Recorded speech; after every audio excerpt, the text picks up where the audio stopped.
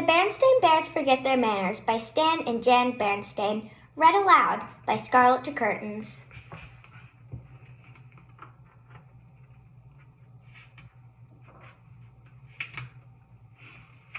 There was trouble in the big tree house down a sunny dirt road deep in the bear country. Trouble with manners. The bear family's trouble with manners was that they forgot them. At first it was just an occasional please or thank you that was forgotten. Then there was a rude push without an excuse me. Then a reach across the table instead of a please pass the broccoli. Mama Bear wasn't quite sure how or why it happened, but she was sure of one thing. Whatever the reason, the bear family had become a pushing, shoving, name-calling, ill-mannered mess. Silly head, buzz brain, noodle puss. At the table, it was even worse. They were a grabbing, mouse-stuffing, food-fighting, kicking under the table super mess.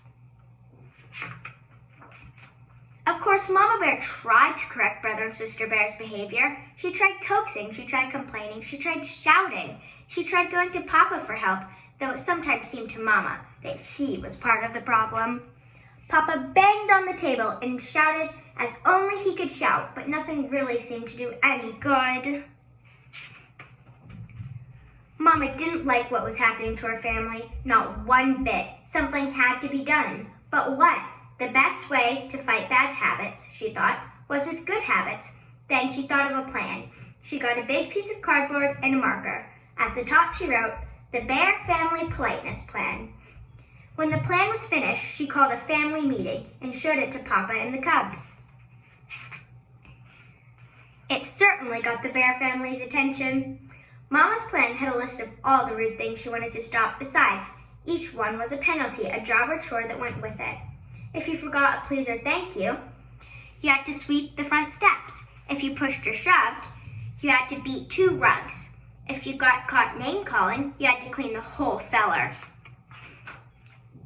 "But Mama," sputtered the cubs, "you're not being fair."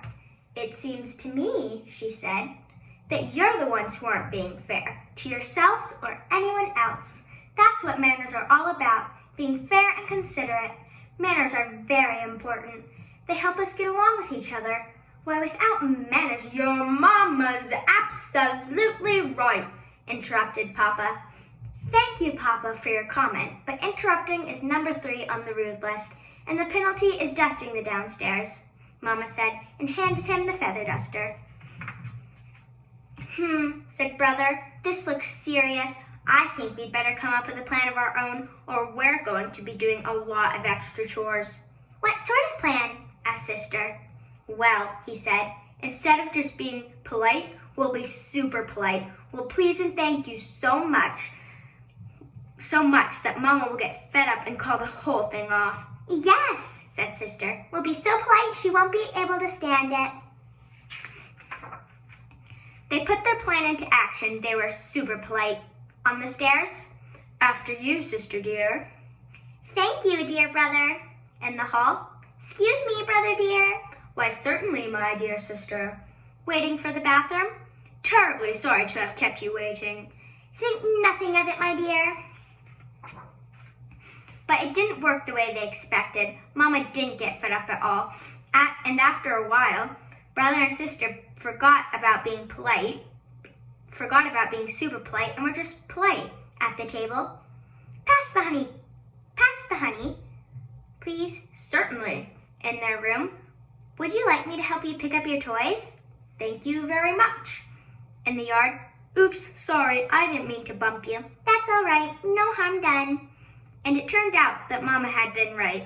Things did go more smoothly once they got into the good manners habit. They didn't even have to think about it. But it wasn't so easy for Papa. He was the one who got fed up. It's a little harder to change habits when you're older, and he had to do quite a few extra chores before forgetting his manners.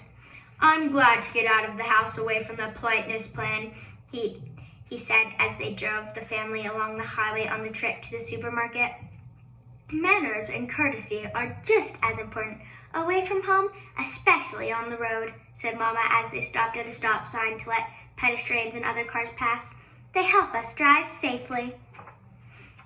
"Well," grumbled Papa as they all went into the busy supermarket.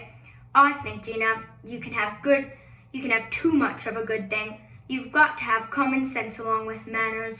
Why, if you let everyone go ahead of you in the checkout, you'd be there forever. And sometimes you have to interrupt. Excuse me, madame, he interrupted a shopper, but I believe you have a leaking bottle in your cart. The shopper thanked him for his help.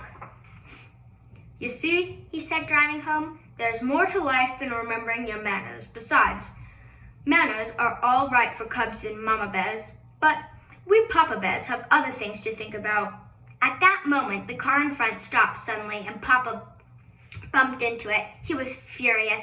Why, that pin-headed fiddlebrain, he snarled. Name-calling, reminded Sister. The penalty for name-calling was cleaning the whole cellar, so Papa gritted his teeth and remembered his manners.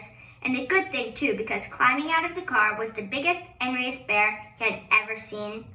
But when the angry bear saw how polite Papa was, he remembered his manners, too. He explained that he had stopped short because a mama duck and her ducklings had crossed in front of him.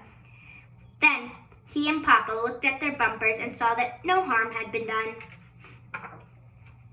As I was saying, said Papa as they continued on their way home, it's very important for us to remember our manners at all times. And I want to thank you, Sister, for reminding me to remember mine. You're welcome, I'm sure, said Sister Bear politely. I hope you enjoyed The Berenstain Bears Forget Their Manners by Stan and Jan Berenstain, read by Scarlett DeCurtins.